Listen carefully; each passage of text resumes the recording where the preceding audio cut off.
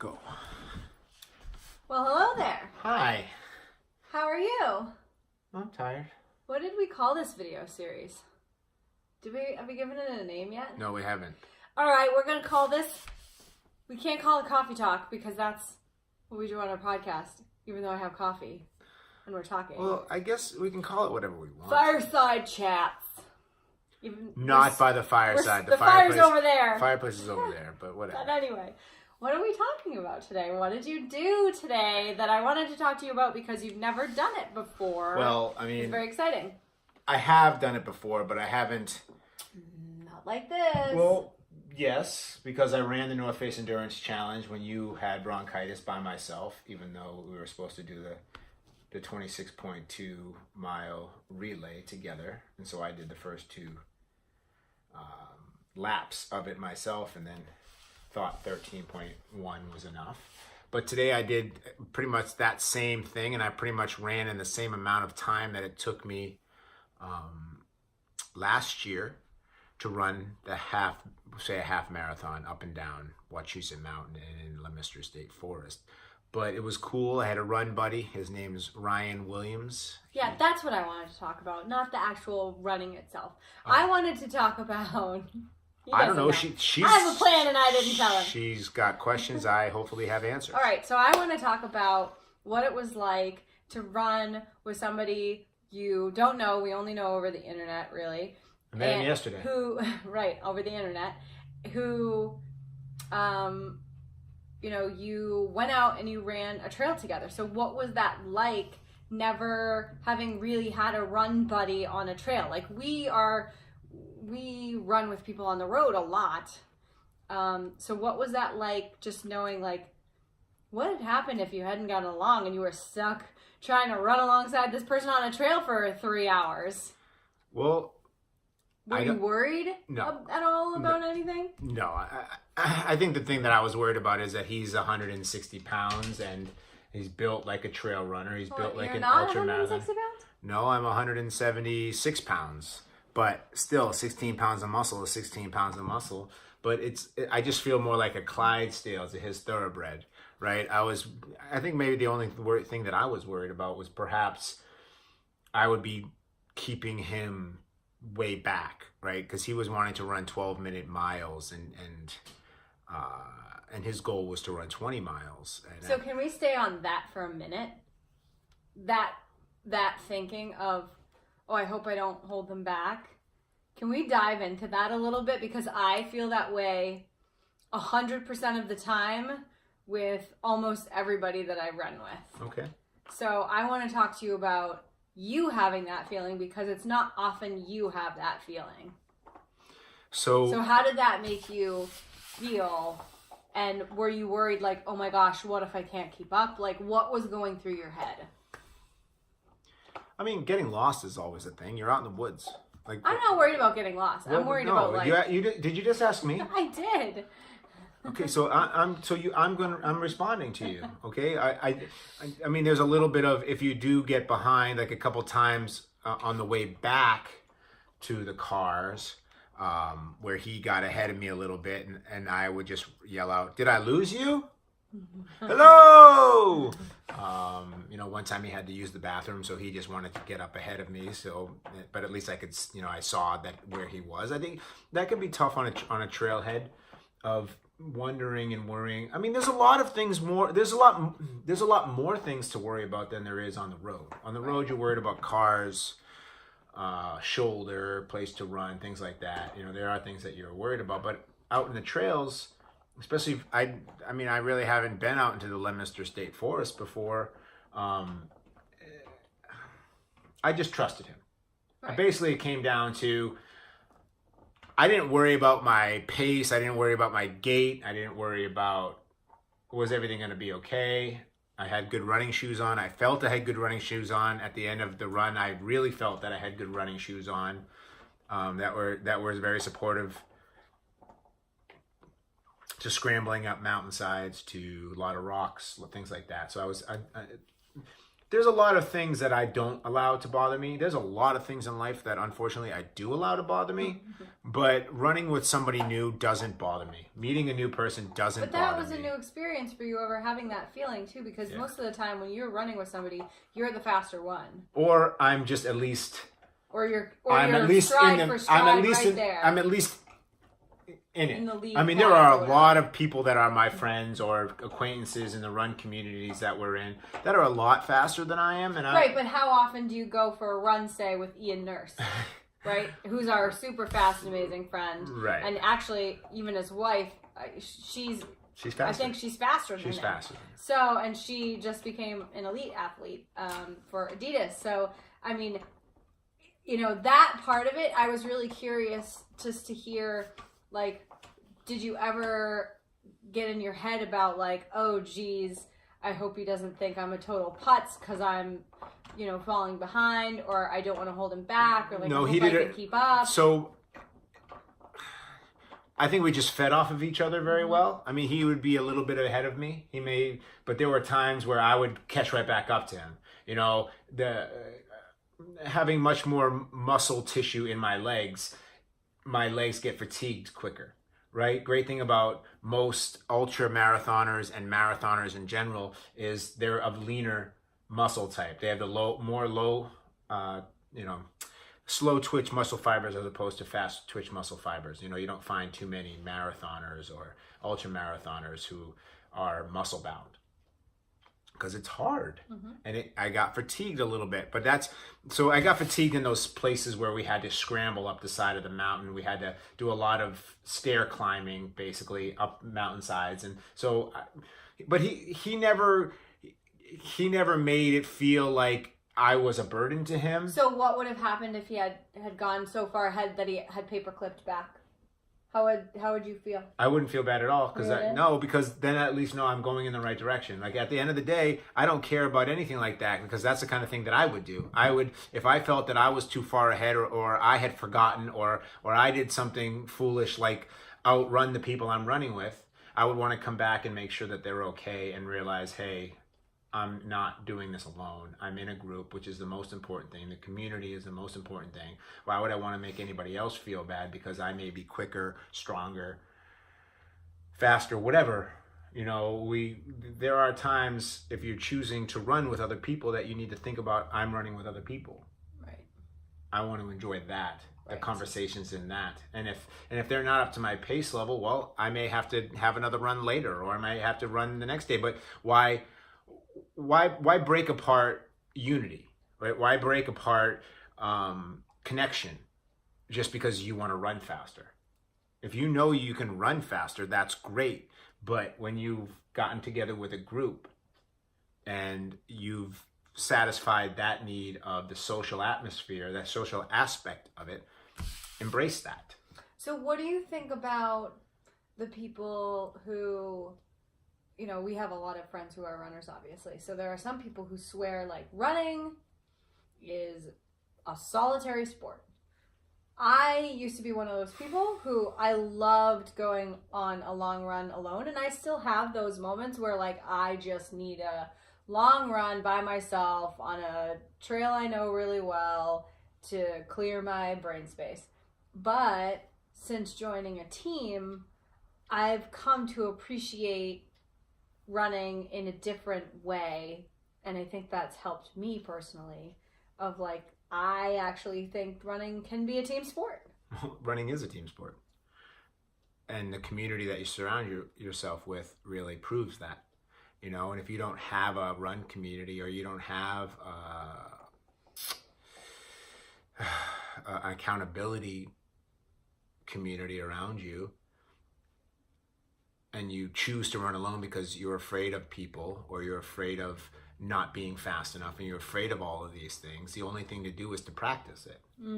To practice being around other people, to practice getting better as a runner. I mean, when I'm running alone, I slog. Right? When I'm running with the Heartbreakers, I run great splits, I run great paces, because I'm with a community of other people where I want to perform better, of course, but it's not showing off or it's not whatever, but I want I want to feel like I fit into that community, and the best way I can do that is to giving it your best, giving it my best shot, especially when it's like a 45-minute workout. Right. We're not running the Firehouse Loop, or we're not running the hills of Fitchburg, or we're not doing that for long distances, right? When you're, I mean, I think what it comes down to is, yeah, I run alone because I have to. Right. I don't run alone because I choose to. Right. I'd rather be with 100 people doing the same workout together. And I think you hit on something that I just want to go back to for a minute, which was, you said something very profound, and I don't think you even noticed that you said it, which was the only way you're going to get better about running with other people and feeling comfortable running with other people and not being intimidated by running with other people is actually putting yourself in more of those situations more often to actually run with more people. And so when we first joined the Heartbreakers, I was terrified because these people were so much faster than me, and I was always the runner when I was running with other people who got left in the dust and was dead last. And that first workout we had with Heartbreakers, I was dead last. That was an amazing workout. People were still cheering me on and high-fiving me as opposed to just like keeping on trucking down the road. Just because you're slow doesn't mean you're not part of their team. Exactly. And there was actually a very interesting conversation on like, oh, well, I'm not sure if I should wear the singlet because I'm not fast. And the resounding comments from everybody on the team, including the fastest of the fast, was, you put in the same hard work as we do. It doesn't matter what your speed is. You wear that with pride. And I think that was a moment that it was like, oh yeah, that's right. We all do the sport because we like it and we enjoy it. And the only way we can get more comfortable with being uncomfortable is by doing it repeatedly. We can't stay away from situations that we want to be part of and expect for those communities to accept us and embrace us and to bring us in.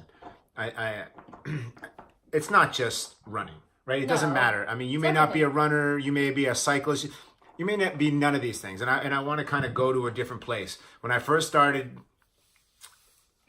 learning photography, which is basically just going out into the world with a camera and starting to take pictures without any real understanding of what that meant, it gave me an opportunity to practice being around other people in ways that I could be comfortable. The great thing about in any of these situations, whether it's free fitness or team runs or runs at like Sneakerama or marathon sports or November Project or whatever, at any point if you feel uncomfortable, all you have to do is turn around and go. Right? And the more you practice that, you're like, oh, I can't be here anymore. Your social anxiety kicks in, your nervousness kicks in, your spider sense, your the bat signal, whatever. You're like, I can't be part of this anymore. That's okay. Nobody's going to feel bad about you having hit your limit. Right. You have your boundaries of where you are right now. You have your boundaries of what you're capable of dealing with socially. But you don't really know what that is until you put yourself in that situation. And then the next time you go into a situation like that, might not be exactly the same situation, but next time you go into that situation, you kind of know the triggers a little bit better, or you may know the trigger for the first time about what it means to be in a social situation that you may feel awkward in, nervous, anxious, all those things, all those emotions we go through when we're put in situations that make us uncomfortable. I'm going to give it a little bit more of a shot this time. I'm actually maybe go up and talk to somebody, introduce myself and say, hey, I'm new here, or hey, this is my second time, or hey, I've been here for a few times and I noticed that you were working really hard and I hadn't had a chance to come over and say, great job, and my name is Alan. We had a conversation about this today at work, which is what made me start thinking about this, knowing that you had run with somebody we'd never really hung around with yet before, and you were doing this newish thing for you. Was we were talking about a network event that we're all going to next week, and one of my coworkers was saying, "Oh, I'm so bad at networking, and I always feel so awkward." And I said, but that's a starting place. Right. Everybody feels awkward at the networking event. So you can go up to somebody and instead of being like, oh, hi, my name is Joe Bob. I'm with company so-and-so. You can be standing in line for your free appetizer that are usually at these things and say, man, these networking events are always so awkward, aren't they?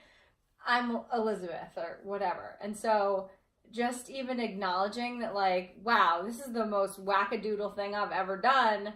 How about you? Is a starting point. And I think that it's not what action you're going to take. Right. It's fearing what action to take.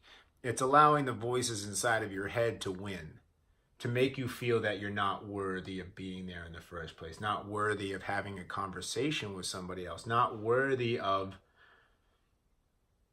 not knowing what to do, right? Who cares? Who cares if you don't know what to do? The only one that knows what's going on inside your head is you, so nobody sees that. I mean, maybe they do a little bit. Maybe you wear it on your face, and you're just like, I don't know what to do, and you're flushed and whatever. And the cool thing is, though, at any point you can change that. At any point you can choose to make that different. At any point you can say, I'm just going to go talk up to that person, and if they totally diss me or whatever, my gosh, act like I'm not even there. So how many times has that happened to us where we are just being ourselves, trying to meet a new person or carry on a conversation, and they just it goes over like a fart in church, right? Like, it just, people, they don't care, they ignore us or whatever, and it's like nobody died. We look at each other and go, okay, well, that failed. Well, true, but nobody died. We're gonna crash and burn a lot, right? And I think that as you get into better situations and you put yourself in better, uncomfortable, healthier situations, you're going to find that if you reach your hand out there, somebody's going to actually take it. And I think that that's the hardest thing in our life, is to realize that we don't have to stay in the same situations where people are pushing our hand away. We can actually go into situations with communities, with our well-being in mind, of let's meet in the middle. I'm sober because I followed your advice and I went to a sober community, and they met me in the middle, and it showed me that I could thrive without alcohol, and it gets me all teary because it's just true. We need more situations where we stop hurting ourselves and give ourselves a chance to heal by who we choose to surround ourselves with. And the only way you can do that is by taking risks. Yeah, and if you don't know, you don't know, but you're not going to know if you don't try. You're not going to know if you don't just show up to something, which is basically your life. I think if you can flip the script on the fear, right? So where the fear of doing something wrong or maybe looking like a fool or whatever, if you can flip the script and so that the fear of inaction is greater than the fear of failure. Right, because that's my fear. That's important. But what motivated me 3 months ago was the fear of screwing up. And now I'm at a place where I know I'm going to screw up, and I'm more afraid of being stagnant and inactive. That terrifies me more than anything. So now I'm just like, it was like a mental light switch of like, no, you're actually more afraid of being stagnant and inactive if you really get down to it. So why are you being stagnant and inactive? Because that's actually what really scares you. But you have to kind of take that moment and like have that conversation with yourself. And so I wanted to talk to you about this because I thought it was really cool, and I was really excited for you and proud of you for like going out there and just like meeting a new person, taking a shot at something. We're still seeing new. What we're gonna do. We're still new around here, and we haven't really found the right community yet. We're trying. We keep trying. Well, we keep trying to find a place where we can share ourselves, and people will share themselves instead of us sharing and them taking. Or putting up a wall. Well, but that too. Sharing and like looking at us through the hole in the wall. Yes, and I have to be more understanding. My expectations are very high based upon what I choose to do. And like you said, I'm more afraid of not doing something than doing the wrong thing. If I do the wrong thing, I will ask for forgiveness. Right. But a lot more times, if I practice and I do the wrong thing, I'm going to learn how to do the right thing. Yeah. I'm going to learn how. It might not be the right thing. I'm going to learn to do something better. I'm going to learn to do something better for myself and the world around me through trying to make better, more healthy decisions. I think it really comes down to, it doesn't matter what the circumstances are. Right? If you continue to be in bad relationships, toxic energy, of course nothing's going to get better no matter how hard you try. So you have to branch out and, yes, get into situations where you may feel that you're not worthy. Right, you're not worthy. They're not going to like you. But how do you know? Right. We're all talented. We're all gifted. We're all important. We're all valuable. And we're all significant. Can I just remind you of my favorite phrase, and then we'll kind of like end there? Okay. My favorite phrase that I want you all to remember is you are not a jar of Nutella. You cannot please everybody. And so we know we're not everybody's cup of tea, but when we find those people that want to sit down and have a cup of tea in our cup of tea, then, you know, we've done something right. But we're not going to find everybody who likes our brand of tea. No, and I think that you just have, and my favorite phrase that, you know, I learned from Brogan and Boyan at November Project is just show up. Just show up. Something good's going to happen. It may make you completely uncomfortable in that moment, and you may not realize it until you get home and you're like, wow, I was just part of something that's really great. Even though I was uncomfortable in that situation because of the triggers inside of myself that create that feeling of inadequacy and unworthiness and hopelessness and, you know, loneliness are only in our heads. Once we take some sort of an action, right, they can't stay there. You know, and so the last thing I'll say before we button this up is you are valuable. Stop putting yourself in situations with people who are going to continuously show you that they don't believe you are. Right. That doesn't mean you're not. That just means they have no idea how to handle you. They have no idea how to embrace your light. But that doesn't mean there aren't other people out there. Or it doesn't also mean that it also may mean they're not embracing you the way you got it in your head that you want to be embraced, or you thought you would be treated. Well, but especially in situations where the dysfunction started, the pain started, the self-deprecation, the self-mutilation, the self-hatred. You can't get a rose garden from a pile of bullshit unless you nurture it and water it and feed it in healthy ways. Right. So anyway, I'm thanks proud for this of you. conversation. I think it was cool. And you know, reach out to us. Let us know what you're doing to try We'll walk, we'll run, we'll bike, we'll sit and have a cup of coffee. That wasn't what I meant to say, but she's exactly right. But reach out to us and let us know, you know, what you tried that you might have been uncomfortable with before. It'd be great to kind of read in the comments that you know you're trying to be more of your own best true self, even though you might not even know who that is yet. I think that's it. Sayonara for now. Thanks for joining us. Bye-bye.